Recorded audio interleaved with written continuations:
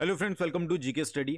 तो भाई HPRCA की तरफ से एक नोटिफिकेशन आज आउट हुआ है और उस नोटिफिकेशन को मेरे हिसाब से आपने पढ़ लिया होगा। बहुत सारे बच्चों को समझ आया होगा, बहुत सारे बच्चों को नहीं समझ आया होगा, बट नोटिफिकेशन बहुत ज़्यादा इंपॉर्टेंट है क्योंकि उसमें बताया गया है आपका Z score method. Z score method क्या होता है, क्या नॉर्मलाइजेशन होती है एग्जाम में, जितना मुझे पता है, जितना मैंने अपने लेवल पर सर्च किया और मुझे लगता है जितना आपको जानने की जरूरत है उतना मैं आपको बता दूंगा।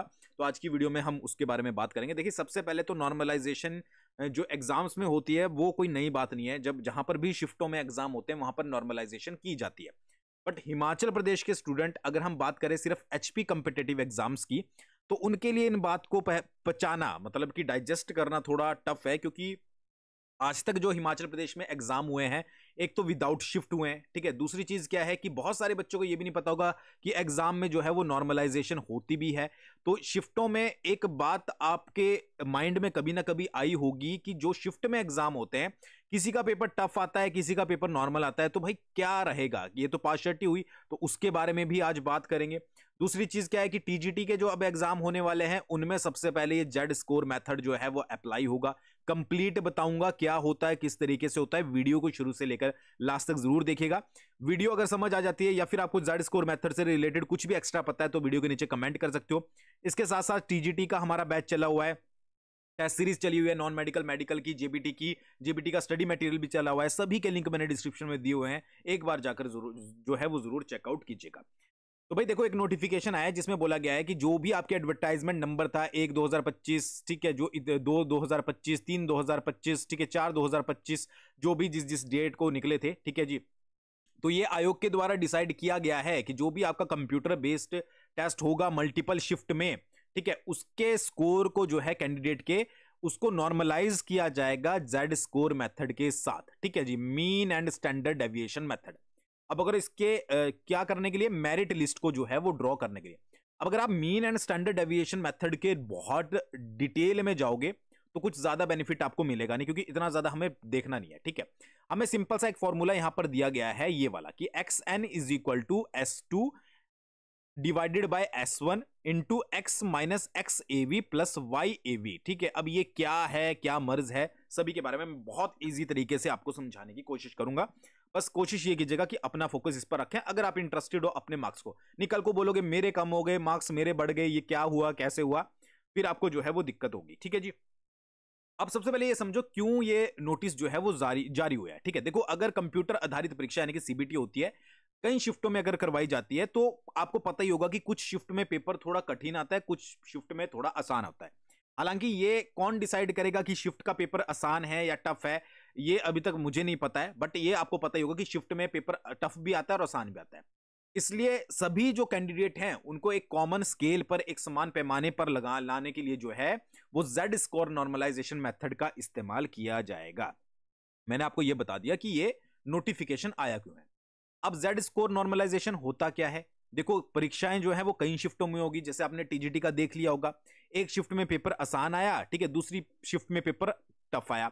अब अगर इस तरीके से डायरेक्ट मेरिट जो है वो आपकी डिसाइड कर दें, तो ऑब्वियस ही बात है कि जिनका पेपर इजी आया था, ठीक है, वही ज्यादातर जो है वो मेरिट में जाएंगे, और यहां पर जिनका पेपर हार्ड आया था वो कहीं ना कहीं पर डिसएडवांटेज में रह जाएंगे। तो जिनका पेपर कठिन आया था वो डिसएडवांटेज में ना जाएं, तो इसलिए मार्क्स का नॉर्मलाइजेशन किया जाता है एक साइंटिफिक तरीके से। मतलब कि अगर मैं आपको कॉमन तौर पे बताऊं ना कि नॉर्मलाइजेशन क्या होती है, तो जो इनका हार्ड पेपर आता है उनके मार्क्स को बढ़ाया जाता है, और जिनका इजी पेपर आता है उनके मार्क्स कई बार सेम रहते हैं और कई बार उनको जो है वो डिक्रीज किया जाता है। अब ये अपने आप से नहीं होता, इसका जो फॉर्मूला मैंने आपको बताया था उस फॉर्मूले के अकॉर्डिंग जो है वो ये किया जाता है। अब मुझे पता है मैक्सिमम स्टूडेंट को इससे आपत्ति होगी, ठीक है, बट ये होने वाला है, इसके लिए तैयार रहना कि अगर पेपर हार्ड आता है तो आपके मार्क्स ऊपर किए जा सकते हैं, इजी आता है तो आपके मार्क्स थोड़े से जो है वो नीचे किए जा सकते हैं, और या फिर नॉर्मल भी रह सकते हैं। वो डिपेंड करेगा कि क्या सिचुएशन उस समय रहेगी, और मार्क्स का नॉर्मलाइजेशन किया जाएगा और उसके अकॉर्डिंग ही आपकी फाइनल मेरिट यहां पर बनने वाली है।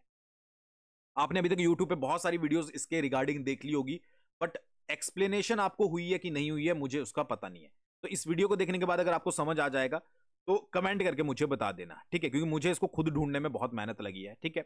अब समझो, ठीक है, देखो यहां पर एक्स एन का मतलब क्या है, फॉर्मूला दिया गया है ना, ये X N is equal to S2 divided by S1, ठीक है, into X minus X A V plus Y A V. अब एक्स एन का मतलब क्या, एक्स एन का मतलब है नॉर्मलाइज स्कोर, यानी कि जो आपका अंतिम स्कोर है, नॉर्मलाइज स्कोर है, वो एक्स एन हो गया। तो ये एक्स एन निकलेगा कैसे? सबसे पहले आपका यहां पर आया है, जैसे मैं फॉर्मूले के अकॉर्डिंग कर देता हूं, S2 का मतलब क्या है, हाईएस्ट एवरेज वाली शिफ्ट का स्टैंडर्ड डेविएशन, कि जो हाईएस्ट एवरेज वाली शिफ्ट थी, जो एवरेज निकाला जाएगा, जो जिस शिफ्ट का हाईएस्ट एवरेज होगा उसका स्टैंडर्ड डेविएशन, ये है S2 का मतलब। अब ये स्टैंडर्ड डेविएशन कैसे निकलता है भाई? ये standard deviation according two marks निकलता है, तो ये यहां पर कैलकुलेट नहीं हो सकता। बट स्टैंडर्ड डेविएशन याद रखिएगा कि स्टैंडर्ड डेविएशन हाईएस्ट एवरेज वाली जो शिफ्ट का होगा वो S2 है। फिर YAV क्या है? YAV है हाईएस्ट एवरेज वाली शिफ्ट का एवरेज। समझ आ गया कि जो हाईएस्ट एवरेज वाली शिफ्ट थी उसका एवरेज YAV हो गया, ठीक है। हाईएस्ट एवरेज वाली शिफ्ट का स्टैंडर्ड डेविएशन S2 हो गया। S1 क्या हो गया? कैंडिडेट की शिफ्ट का स्टैंडर्ड डेविएशन, कि जो आपकी शिफ्ट थी, कैंडिडेट है, ठीक है, जहां पर जिसका ये कैलकुलेट होगा, मान लो आपका कैलकुलेट हो रहा है, तो आपकी शिफ्ट का जो स्टैंडर्ड डेविएशन था वो S1 होगा। और XAV क्या होगा? उस शिफ्ट का, जो आपकी शिफ्ट थी उसका एवरेज औसत स्कोर। और x क्या होगा? x होगा आपका स्कोर, यानी कि आपके मार्क्स, चाहे वो 60 हो चाहे वो 50 हो, वो होगा। फिर यहां पर XAV आपकी जो शिफ्ट थी उसका एवरेज होगा, ठीक है जी। फिर S1 आपकी शिफ्ट का स्टैंडर्ड डेविएशन होगा, जो कि अलग से निकलता है मीन मीडियन के तौर पर, ठीक है। XAV क्या होगा? जो हाईएस्ट एवरेज वाली शिफ्ट है, ठीक है, उसका एवरेज। और S2 होगा जो हाईएस्ट एवरेज वाली शिफ्ट है उसका स्टैंडर्ड डेविएशन। तो ये फॉर्मूला मैंने आपको समझाया है। अब यहां से समझाता ना, थोड़ा सा आपको दिक्कत हो जाती, ठीक है, बट यहां पर मैंने आपको इजी लैंग्वेज में यहां पर ऐड कर दिया है, ठीक है। जो हाईएस्ट एवरेज स्कोर वाली जो आपकी शिफ्ट होगी उसी को ही एज अ बेस जो है वो लिया जाएगा नॉर्मलाइजेशन के लिए। अभी मैं एग्जांपल के साथ आपको जो है वो समझा देता हूं, बट ये आपको समझ आ गया ना कि एक्स जो है वो कैंडिडेट का स्कोर है, XAV उस कैंडिडेट की शिफ्ट का एवरेज है, S1 जो है वो कैंडिडेट की शिफ्ट का स्टैंडर्ड डेविएशन है जो अलग से निकलता है, और जो YAV और S2 है ना, ये रिलेट करता है आपका हाईएस्ट एवरेज, ठीक है। मतलब मान लो दो शिफ्टें हैं, एक में हाईएस्ट एवरेज है, एक में लोएस्ट एवरेज है, तो उस तरीके से। अब एक एग्जांपल देख लो, मान लो शिफ्ट थी, शिफ्ट 1 है, शिफ्ट 2 है, दो शिफ्टों में आपका एग्जाम हुआ। एक में एवरेज आई आपकी 70, ठीक है, एवरेज हमने कैलकुलेट की, ठीक है, उसमें एवरेज जो मार्क्स थे वो 70 थे, और शिफ्ट 2 में एवरेज मार्क्स जो थे वो 60 थे। अब इसका स्टैंडर्ड डेविएशन जब हमने काउंट किया तो वो 12 आया और इसका 15 आया। ये मैंने सिर्फ आपको एग्जाम्पल के लिए बोला है, ठीक है, यहां पर इसको रियलिटी में मत ले लेना, ठीक है। अब ये वाला जो शिफ्ट 1 वाला पेपर था ये आसान था, और ये शिफ्ट वाला पेपर जो है वो टफ था, क्योंकि ऑब्वियस सी बात है यहां पर एवरेज जो है वो 60 बन रही है, वहां पर एवरेज 70 बन रही है। ये हो गया, ये समझ आ गया। अब आप जो थे वो शिफ्ट 2 वाले पेपर में थे, और आपके मार्क्स कितने आए? आपके आए 50 मार्क्स। आप कौन सी शिफ्ट में थे? आप शिफ्ट 2 में थे, आपके नंबर आए भाई 50, ठीक है, आप हार्ड वाली शिफ्ट में थे। अब शिफ्ट 1 को बेस शिफ्ट माना जाएगा क्योंकि उसका एवरेज सबसे ज्यादा है। मैंने बताया था ना कि एवरेज किसका ज्यादा होगा। यहां पर S2 क्या लिखा गया है कि standard deviation of the shift with the highest average score taken as base, ठीक है, कि जिसका एवरेज सबसे ज्यादा होगा उसको क्या लिया जाएगा? उसको एज अ बेस लिया जाएगा, यानी कि 70 वाली लाइन की हम बात कर रहे हैं। तो यहां पर फॉर्मूला क्या हुआ? XN, यानी कि जो नॉर्मलाइज स्कोर होगा वो क्या होगा? वो होगा S2 divided by S1 x minus XAV plus YAV।